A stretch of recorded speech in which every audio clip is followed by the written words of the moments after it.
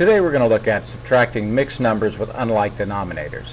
You're going to find that this is very similar to adding mixed numbers with unlike denominators, with the exception of one instance, which we'll go over.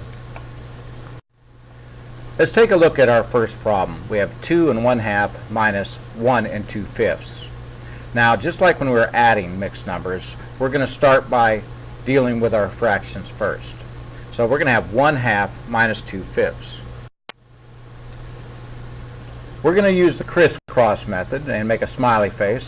So we start with our denominators, and we have 2 times 5. Now we go up to our left numerator, and we're going to multiply that to our right denominator. So we have 1 times 5.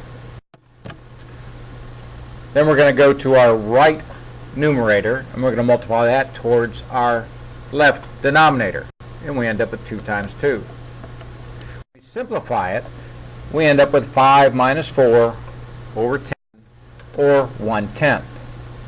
The last thing we have to do, since now we know that 1/2 minus 2/5 equals 1/10, we have to subtract our whole numbers. And we have 2 minus 1 equals 1. So our final answer, when we add the two different results, would be 1 1/10. Now, let's take a look at a second example. And this is the area which is a little different than with adding mixed numbers. We have 3 1/2 minus 1 3/5. Just like in the first example, we're going to start with our fractions first. So we're going to take 1/2 minus 3/5. When we multiply our denominators, we get 2 times 5. 1 times 5 using the left numerator and the right denominator. 3 times 2 using our right numerator and our left denominator. But when we simplify, we find we have a problem. We have 5 minus 6 over 10. Now this is a result because 1/2 is a smaller fraction than 3/5. That'd be like trying to subtract 6 from 5. Can't do it. So just like when we do with whole numbers, if we run into this situation, we would have to regroup. So that's what we're going to do. We're going to regroup. In this example, you can see we started with 3 1/2 minus 1 3/5. Since we know 1/2 is smaller than 3/5, we're going to take 1 whole from the 3. And you can see by the example in the center, we take 3 1/2 is equal to 2 plus 2 seconds, which is 1 whole, plus 1/2.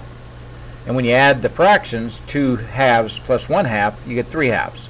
So our mixed number is now 2 3/2. So once we get done regrouping, our new problem is now 2 3/2 minus 1 3/5. Now, as you can see, we're right back to where we started before. We have multiplied our denominators to get 2 times 5, which is 10 as our denominator. And we've multiplied our left numerator to our right denominator for 3 times 5. And we put our subtraction sign in there, and we got our right numerator to left denominator of 3 times 2.